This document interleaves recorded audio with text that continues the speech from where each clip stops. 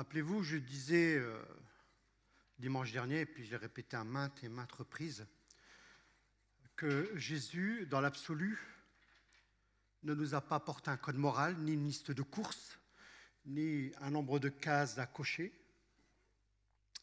La vie chrétienne, le propos, c'est pas de pécher de moins en moins. Si, évidemment, vous comprendrez, ne me faites pas dire ce que je n'ai pas dit. La vie chrétienne, c'est comment apprendre à toujours aimer plus. Et Jésus n'est pas venu avec un code moral en nous disant voici ce qu'est la nouvelle alliance, voici ce qu'est la communion avec Dieu. Il nous a dit c'est simple, tous autant que vous êtes, je vous place dans une dette qui est une dette d'amour, dont jamais votre conscience n'arrivera à être comblée. En d'autres termes, jamais nous n'aurons fini d'aimer et de servir, parce que ça n'existe pas. Et c'est sur ce terrain-là que Jésus nous entend, toujours.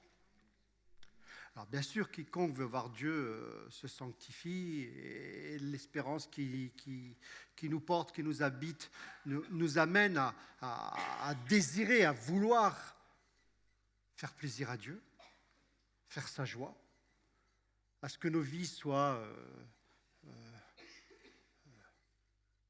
pour sa gloire et pour sa gloire seule. Mais nous devons bien comprendre que l'Évangile nous met dans une dynamique d'amour, mais jamais en présence d'une liste de codes moraux à cocher. Ça, on le laisse aux religieux. Ça, c'est pour les religieux. C'est pour ceux qui veulent domestiquer Dieu et qui pensent que Dieu est un système de pensée. D'accord ? Voilà. Donc, à la question pourquoi vivre conformément à l'enseignement de Jésus, la réponse est parce qu'un jour, tout homme, toute femme sera appelé par Dieu à rendre des comptes quant à la manière dont nous avons géré notre vie, les talents, les responsabilités que Dieu nous a confiés. Un jour, tous autant que nous sommes, nous serons appelés à rendre des comptes parce que Dieu considère que l'homme et la femme sont des êtres libres. Et ce jugement dont il est question, cette évaluation finale, est une nécessité. Est une nécessité parce que être libre, c'est être responsable. Être responsable, c'est être prêt à rendre des comptes. Pas quant aux faits, pas sur la question de nos péchés. Ce n'est pas sur cette question-là que nous allons rendre des comptes. Nous allons rendre compte parce que nous sommes responsables de nos actes, de notre comportement et de nos choix vis-à-vis du prochain. Dieu nous appelle à la responsabilité. Dieu ne nous traite pas comme des marionnettes ou des robots qu'il manipulerait à sa guise. Non, ce que Dieu nous offre, c'est la vie. Mais les décisions, les choix que nous faisons nous appartiennent. C'est à nous de décider de l'orientation fondamentale que nous donnons à notre vie. Décidons-nous d'aimer ou pas ? Décidons-nous de servir le prochain ou pas ? Rappelez-vous, le prochain, c'est celui qu'on ne choisit pas. C'est le voisin, c'est le collègue, que sais-je encore. C'est celui qui ne fait pas partie de nos réseaux relationnels. C'est celui que l'on n'a pas choisi par affinité. Ce que Dieu nous offre, c'est la vie, et c'est à nous donc de décider de l'orientation fondamentale que nous donnons à notre vie. Et ce thème, qui est celui du jugement, est très présent dans la Bible. Alors, autrefois, surtout au Moyen-Âge, on a passablement, exagérément abusé, usé de ce sujet, qui est le jugement dernier. Vous verrez dans l'art médiéval, il n'y a que cela en fait. d'étoiles, des tableaux sur le jugement dernier, l'enfer, etc., etc. Alors on en appelait ça, les historiens ont appelé ça, surtout Jean Delumeau. Ah, il a parlé de la pastorale de la peur. On voulait convertir les gens à tour de bras, on voulait leur faire peur, on voulait surtout leur soutirer beaucoup d'argent. Mais l'effet inverse, c'est qu'aujourd'hui, on a tendance à aller à l'excès inverse en faisant croire qu'il n'y a pas de jugement, que l'on ira tous au paradis, que finalement Dieu sauvera tout le monde, même ceux qui ne le souhaitent pas. Et pourtant, dans un certain nombre de ces discours, Jésus annonce à ses disciples qu'il doit partir pour un temps, mais qu'il reviendra. Et par conséquent, parce qu'il s'en est allé et qu'il reviendra, il nous faut l'attendre. Mais cette attente, nous dit l'Écriture, doit être vigilante. Et c'est à cela que Jésus appelle ses disciples, être dans une attente vigilante.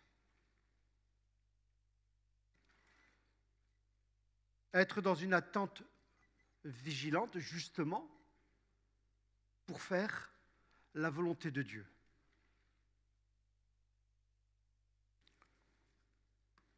Être dans une attente vigilante et être exhorté à faire la volonté de Dieu, c'est le même combat.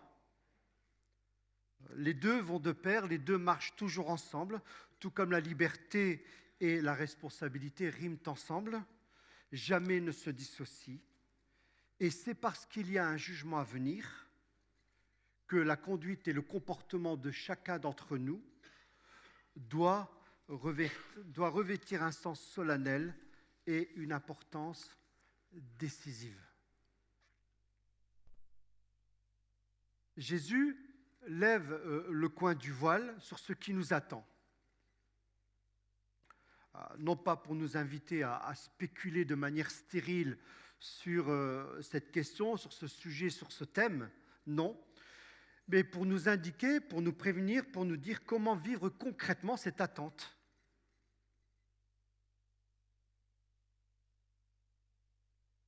Et Jésus nous avertit qu'il y aura un jugement et que ce jugement se fera sur le mode de la séparation et du tri, comme le berger sépare les brebis d'avec les boucs. Et vous avez tous en tête, bien sûr, ce passage qui se retrouve dans l'Évangile selon Matthieu en son chapitre 25.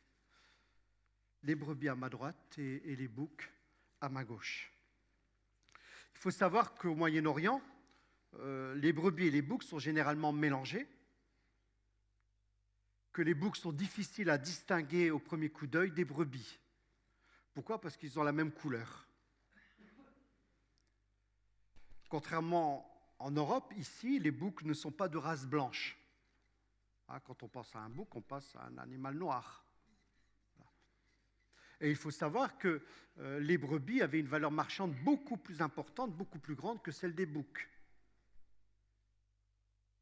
Et dans la Bible, les brebis représentent le peuple de Dieu.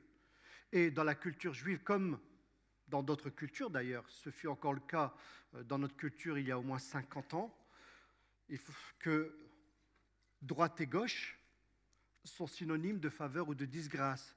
Moi, j'avais suivi il y a quelques années un reportage sur Arte sur les gauchers, qui ont aujourd'hui 70 ans, 80 ans. Ils ont pris cher, on croirait rêver, mais parce qu'ils étaient gauchers à l'école, ils ont pris cher. Ils n'avaient pas le droit d'écrire de la main gauche.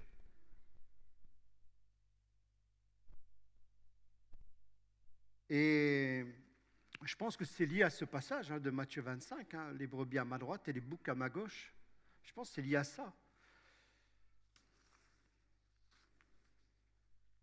La droite et la gauche sont aussi synonymes de bonne ou de mauvaise fortune. Et Jésus dit qu'il y aura des brebis qui hériteront de la vie éternelle en abondance, la vie dans sa plénitude. Le texte dit, il placera les brebis à sa droite et les boucs à sa gauche, après quoi le roi dira à ceux qui seront à sa droite, venez, vous qui êtes bénis par mon Père, prenez possession du royaume qu'il a préparé pour vous depuis la création du monde.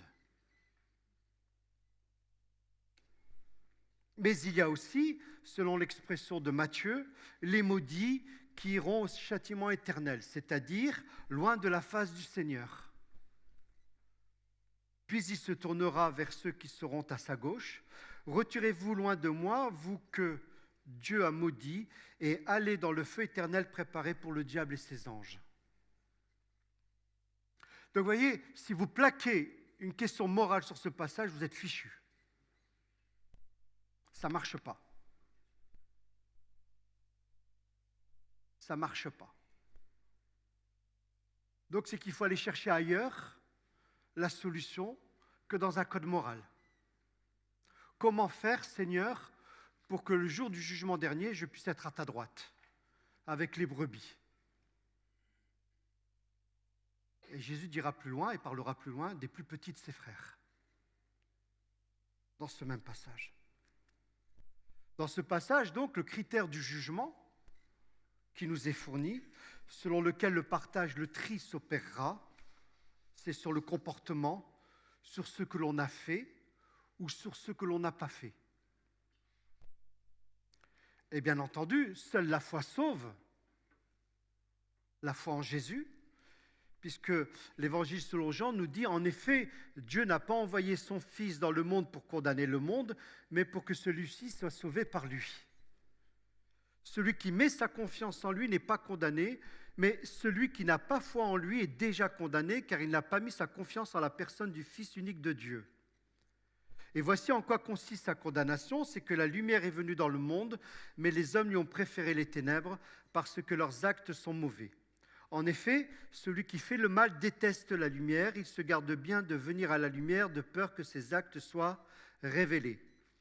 Mais celui qui a une conduite conforme à la vérité vient à la lumière pour qu'on voit clairement qu'il accomplit ses actes dans la communion avec Dieu. Croire, c'est prendre tout ce qui va avec. Croire, c'est vivre avec tout ce que cela implique. Au niveau pratique, au niveau du vécu, car la vraie foi sans hypocrisie se démontre par les fruits que l'on porte, mais aussi par les paroles que l'on prononce. C'est toujours Matthieu qui nous dit au chapitre 12, « Or, je vous le déclare, au jour du jugement, toujours ce fameux jour, les hommes rendront compte de toute parole sans fondement qu'ils auront prononcée. En effet, c'est en fonction de tes propres paroles que tu seras déclaré juste ou que tu seras condamné. » Donc, il y a plusieurs critères. Il y a plusieurs critères que nous devons garder à l'esprit. Et la langue en est un. Nous devons garder plus ces critères à l'esprit qui entreront en ligne de compte le jour du jugement dernier. Et avoir tous ces critères en tête nous permet d'être dans une attitude vigilante pour faire la volonté de Dieu.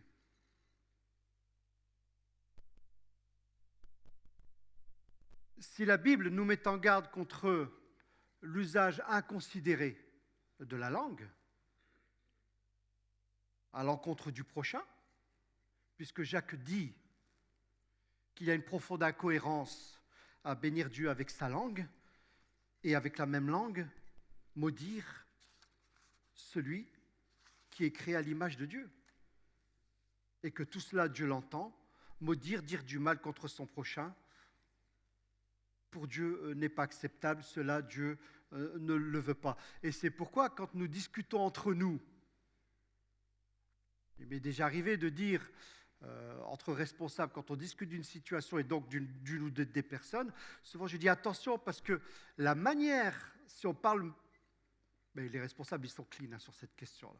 Mais on se le rappelle comme principe de base, comme principe de vie. On se dit toujours, attention, la manière dont on va parler de cette personne-là, si nous parlons de cette manière-là, demain, nous allons parler de la même manière les uns vis-à-vis des autres. Entre responsables. Et cela, il ne le faut pas. Cela, Dieu ne le veut pas.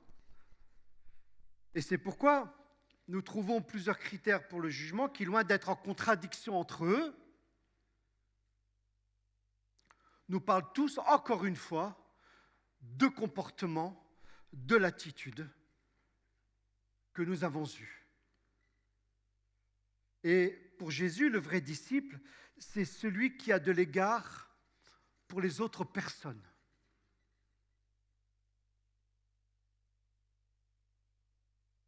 Avec, comme je vous le disais, cette fameuse formule, les plus petits de mes frères. Hier, j'étais avec un pasteur du sud de la France. J'étais en discussion au sujet d'une situation, et il me parlait d'une dame dans sa communauté qui met toujours la pagaille, qui met toujours le bazar, quoi, qui à la limite, qui est presque méchante, et qui, pour venir au culte, met un fichu sur la tête pendant le culte. Voilà, c'est sa conviction. Un voile. Et puis, quelqu'un qui venait à l'église, qui commence à venir à l'église, rentrait dans la communauté, dans le bâtiment avec une casquette. Bon, il y en a bien qui ont des jeans craqués. Regardez votre pasteur. Et elle est allée le voir, mordicus, elle lui a dit, mais est-ce que vous êtes d'accord avec cette situation-là ? Et elle le sommet de prendre position, doit-il porter la casquette ou pas durant le culte ? Mais elle était vraiment énervée. Elle était vraiment en colère. Le pasteur lui a dit, mais qu'est-ce que vous voulez que je vous dise, moi ? Il entre avec une casquette, Alors, disant, moi, mon éducation m'empêche, le pasteur qui parle, mon éducation, lui dit-il, m'empêche de porter un couvre-chef dans une église, quoique au passage, l'église, c'est nous, c'est pas un bâtiment. Il dit, mais voilà, mais s'il rentre avec une casquette, il rentre avec une casquette. Par contre, il lui a dit, je vais vous dire une chose, ce qui serait bien, c'est que vous mettiez votre voile sur votre bouche et que vous arrêtiez de parler. Ben, elle a fermé sa bouche, mais voyez, c'est pas des cases à cocher, c'est pas une liste de courses,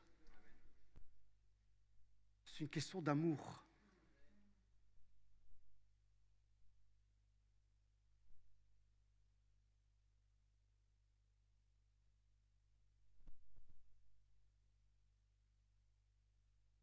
Vraiment, je vous l'assure, dit Jésus, chaque fois que vous avez fait cela à l'un de ces plus petits de mes frères, c'est à moi-même que vous l'avez fait.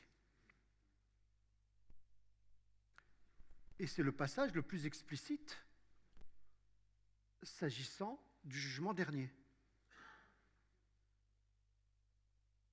Quand Jésus dit cela, quand Jésus explicite les critères du jugement. Comme je vous disais la semaine dernière, parce que jamais, au grand jamais, nous aurons une conscience apaisée. Parce que ça n'existe pas. Parce qu'il faut sortir de tout cela. Par contre, nous aurons toujours matière à aimer et à servir. Et nous n'en finirons jamais. Mais il y aura toujours dans notre être une insatisfaction profonde. Jamais nous ne serons clean. Jamais nous ne serons totalement propres. Par contre, ce qui compte, c'est que Dieu, lui, nous voit déjà totalement propres. Donc, il nous libère, en fait. Il nous libère déjà pour aller vers le prochain. Pour nous dire, quelque part, la question morale, oui, mais ce n'est pas ça le sujet. Le sujet, c'est l'autre dans ta vie.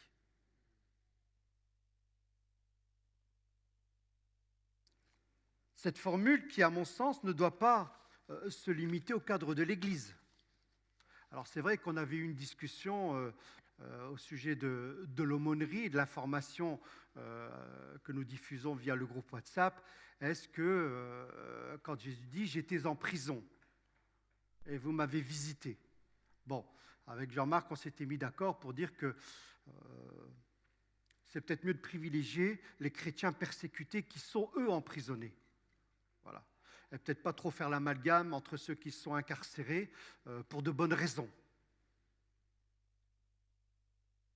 Mais Dieu, le nombre d'hommes et de femmes qui rencontrent le Christ en prison, c'est impressionnant. C'est impressionnant. Donc, quelque part, ces personnes ont été visitées.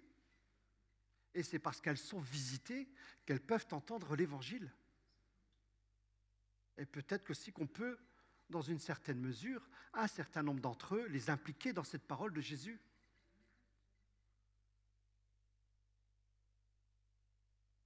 L'exemple, la vie de Xavier Emmanueli, qui vient de nous quitter,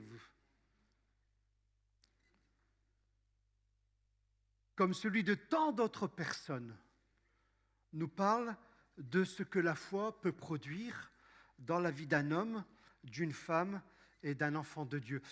Voilà, vous connaissez cet homme, il nous a quittés récemment.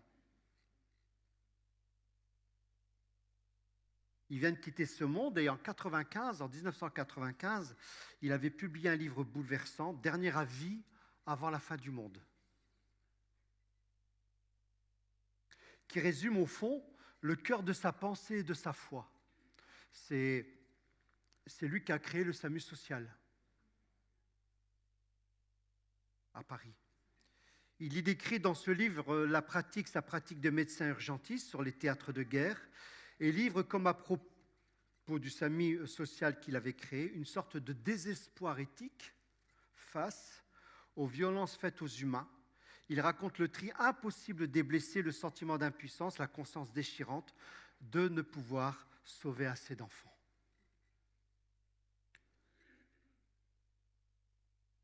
Pour lui, la foi en Dieu doit faire face à l'absurdité totale du désastre qui envahit notre monde. Lundi matin, on était en discussion avec les responsables. Et je disais, mais je leur livrais mon cœur à un moment donné, puisqu'on parlait, du monde, de la société, on refaisait le monde en fait, en fin de compte, au regard des évangiles. Mais je disais, mais putain, c'est pas possible, quoi. Il y a plus de 8 milliards d'hommes et de femmes sur cette terre, et c'est quasiment 8 milliards de souffrances et de désespoir. Et jusqu'à quand ça va s'arrêter, cette affaire ? Et on crie au Seigneur, Seigneur, reviens, quoi. Mets un terme à tout cela.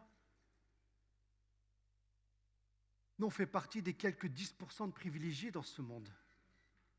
Et encore, il faut encore nous expliquer pourquoi il y a autant de suicides. Il y a plus de suicides chez nous que dans la misère la plus crasse d'Afrique et d'Asie. Et sa foi lui dit,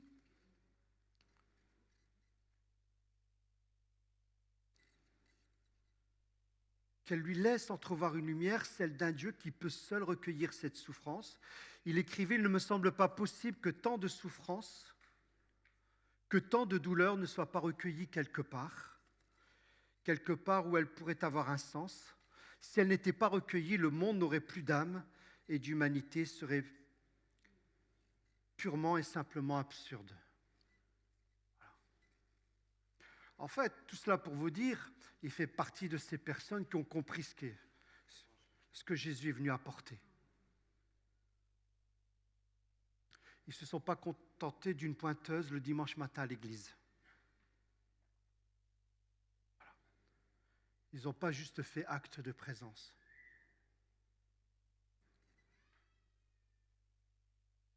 Ils se sont mis en mouvement.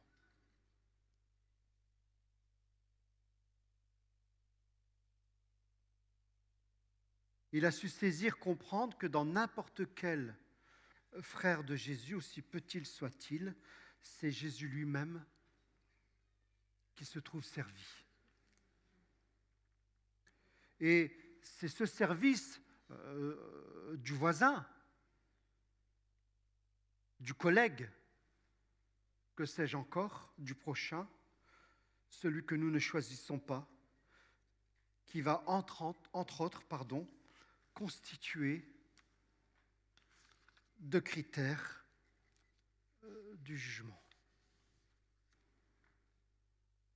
Dans la mesure où ce service, cet amour du prochain, n'est que le révélateur de cette réponse que nous faisons à Jésus lui-même.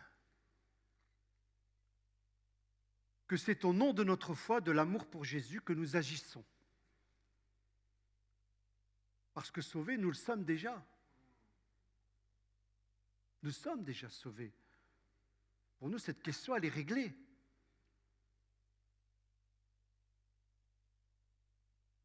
Mais le service n'est qu'un débordement d'un salut que nous mettons en action. Le service, ce n'est qu'un trop-plein d'une réalité intérieure qui est débordante. C'est pourquoi ce n'est pas trop compliqué de découvrir ou d'observer qui a compris l'Évangile et qui ne l'a pas encore totalement saisi dans sa vie.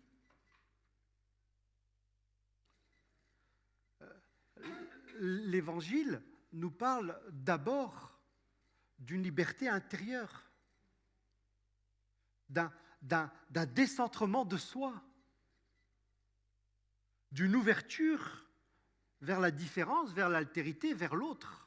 C'est ça l'Évangile. La liberté que Jésus nous amène, elle n'est pas extérieure. Ce n'est pas une situation matérielle, ce n'est pas une situation personnelle, familiale. C'est un mouvement de l'intérieur qui va déborder sur l'extérieur.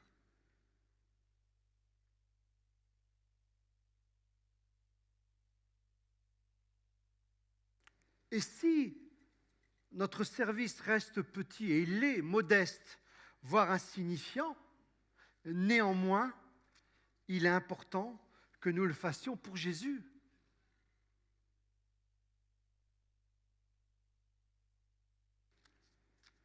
Le critère, c'est ce qu'on a fait ou pas fait. Voilà tout.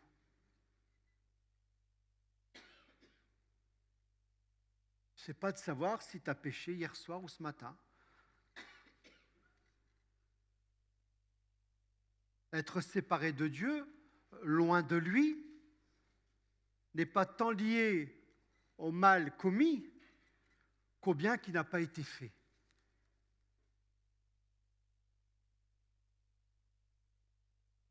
Qu'à l'attitude que l'on a eue ou pas à l'égard du prochain. Et en particulier vis-à-vis de celui qui a besoin de nous. Voilà ce qui compte. Voilà ce qui compte. Si nous ne comprenons pas cela, nous allons devenir une communauté qui allons dire aux gens « venez », alors que Jésus a dit « allez ». Allez où? Allez où? Traversez votre palier. Le voisin, il est en face de chez vous. Hein. Moi, j'ai été repris dans ma conscience, là. Sylvie, elle a commandé 30 kilos de patates pour les voisins. Ça m'a énervé. Moi, je confesse. Hein. Ça m'a agacé, 30 kilos. Puis Jean-Claude, je vais devoir transporter 30 kilos. J'ai dit, mais chérie, mince. Pourquoi tu lui commandes 30 kilos? Je rends service. Oui, je sais bien que tu rends service, mais les 30 kilos, c'est moi qui vais les porter. Mais c'est vrai. Ah oui. Et puis j'ai dit à Sylvie, je dis, les patates du père Gagnopin, elles ne sont pas nettoyées.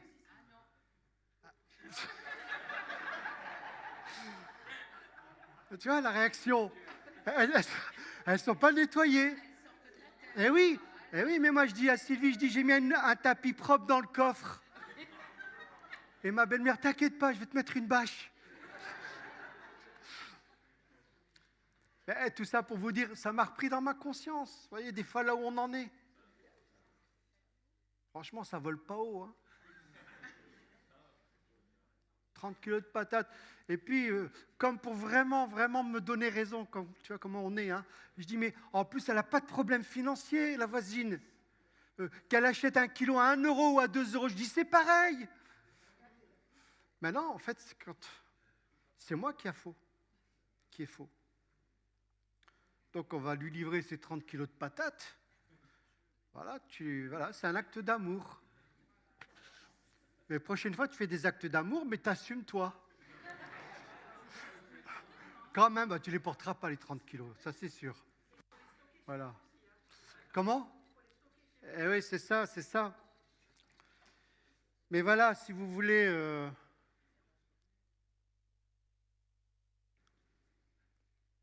ce que Jésus fait, c'est de nous sortir de notre zone de confort. Mais bien sûr que l'amour coûte. La preuve.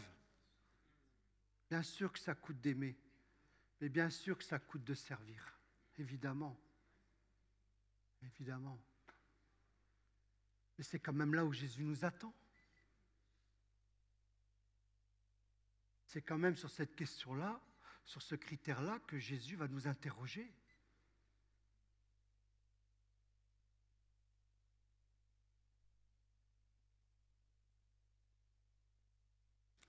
L'égoïsme, le repli sur soi. Jésus le fustige. Et c'est en ce sens que Jésus s'inscrit dans cette veine de l'Ancien Testament, en particulier concernant les lois du livre du Deutéronome. Ces lois qui ont une dimension sociale très marquée. Mais déjà arrivé d'assister à des conférences d'économistes franchement de très haut vol, hein, des chrétiens, des enfants de Dieu, de traditions chrétiennes différentes. Et qui, quelle que soit leur tradition chrétienne, vous disais-je, pour eux, le livre du Deutéronome, les lois, se présentent tel un programme anti-pauvreté. Avec ses lois sur la répartition des richesses, avec ses lois sur la remise de dettes, avec ses lois sur la protection de la veuve, de l'orphelin, de l'étranger, avec ses lois pour protéger le plus faible, pour empêcher une sous-classe de pauvres, pour donner la possibilité d'un nouveau départ pour celui et celle qui est tombé dans la précarité. Avec, bien entendu, le réalisme et la lucidité qui vont avec. Parce qu'il est question d'aider, mais d'aider juste ce qu'il faut dans le livre du Deutéronome.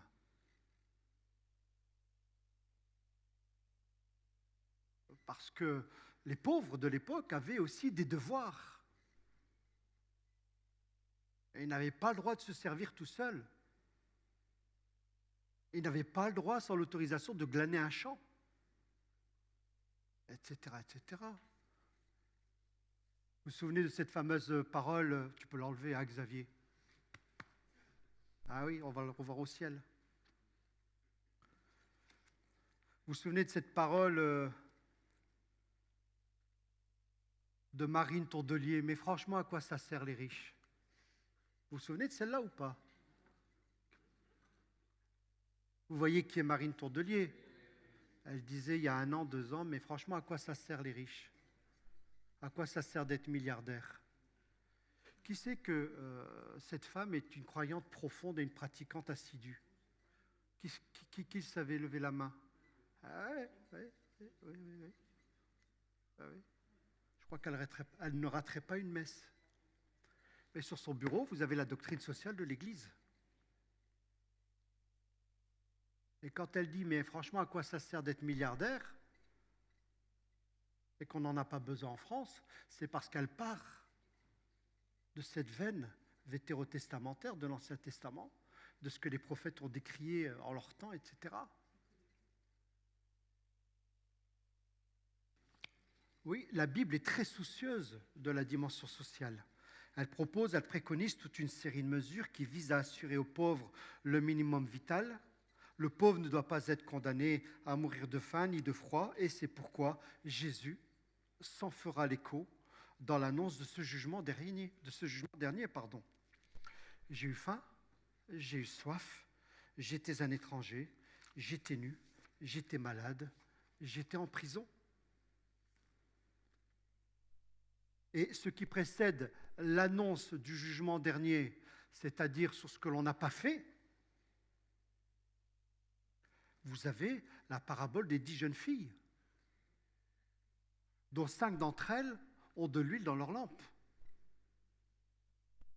Alors d'aucuns diront, ouais, c'est le Saint-Esprit, mais le Saint-Esprit, moi je veux bien que ce soit le Saint-Esprit, hein, d'accord?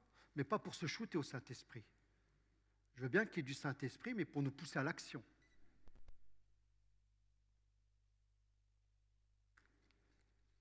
Ce passage précède aussi la parabole des talents ou de l'argent à faire fructifier. Parce que tout ce que Dieu nous donne, c'est jamais pour nous-mêmes. Tout ce que Dieu nous donne, c'est toujours en fonction des autres. C'est toujours en fonction des autres, c'est-à-dire ce que je te confie, ce que je te donne, comment l'utilises-tu pour que d'une manière ou d'une autre, la proclamation du royaume de Dieu se fasse. Les moyens que je mets à ta disposition, qu'en fais-tu pour que mon règne avance ?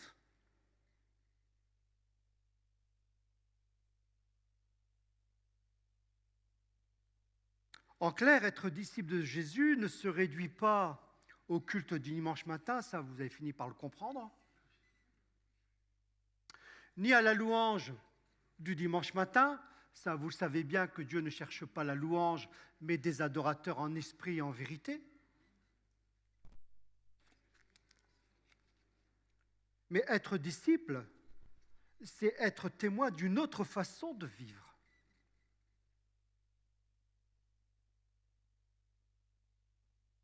Alors certes, nous pouvons nous dire que nous avons peu de moyens, peu de talents, peu de dons. Si je pose la question, qui a peu de dons, peu de talents, tout le monde lève la main. Parce que tout le monde est humble. Voilà. Mais quand on y regarde de plus près, Dieu nous a donné des choses. Dieu nous a comblés.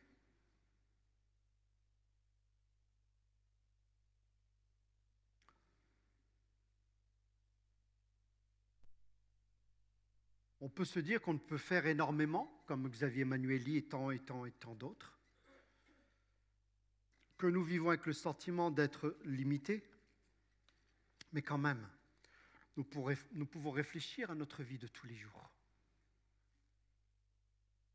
tout en étant conscients qu'au jugement dernier, Jésus nous rappellera ce qui fonde la vie d'un disciple. Que cette question nous sera certainement posée. Qu'as-tu fait de ton prochain ? Qu'as-tu fait pour l'autre et pour les autres ? Qu'as-tu fait pour les plus petits de mes frères ? Chacun doit réfléchir pour lui-même et se préparer dans cette attente vigilante à répondre à cette question devant le Seigneur. En définitive, si personne ne peut se sauver par les œuvres, entendons-nous bien, en revanche, personne n'échappera à être jugé selon ses œuvres. Je vous invite à vous lever pour ce temps de louange et adoration. Christophe, tu veux venir prier pour nous ?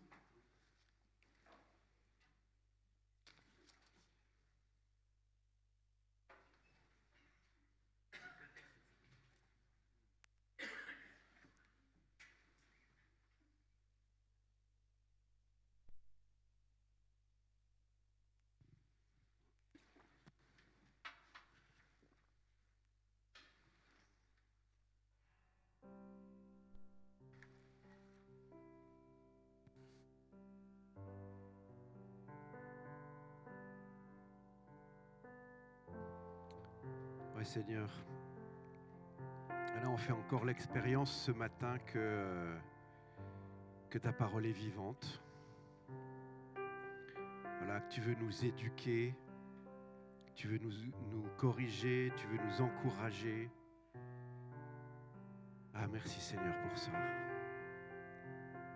Merci pour ta lumière qui vient dans nos vies, Seigneur. Merci pour tout ce que tu veux nous apprendre, Seigneur. Merci Jésus. Merci Seigneur. Et on veut progresser avec toi, Seigneur. Voilà. On veut vraiment progresser avec toi. Tu parles de se conduire, de marcher de victoire en victoire, Seigneur. Voilà, Seigneur. Seigneur, nous désirons être de moins en moins égoïstes, Seigneur. Voilà, nous désirons, si on veut résumer, Seigneur, on veut être comme toi. Voilà. Tourner vers les autres. Ouais, Seigneur. Donc, Seigneur, voilà, je veux te prier pour chacun d'entre nous, Seigneur, pour moi en premier et pour chacun d'entre nous, Seigneur. Continue à nous conduire sur ce chemin de liberté, Seigneur. Libéré de regarder à nous pour pouvoir regarder à l'autre, Seigneur. Voilà, Seigneur, moi je veux bien que cette semaine, tu ouvres mes yeux sur tous les besoins autour de moi, Seigneur. Tous ces besoins dans lesquels tu m'as équipé pour pouvoir y répondre, Seigneur. Voilà, je te prie ça pour chacun de mes frères et sœurs ici aussi, Seigneur. Ouvre nos yeux, Seigneur. On veut rentrer dans ce que tu as préparé d'avance, Jésus. Oui, Seigneur. Voilà. Et merci, Seigneur, pour ce trait de lumière par lequel tu viens éclairer nos vies, Seigneur. Merci, Jésus.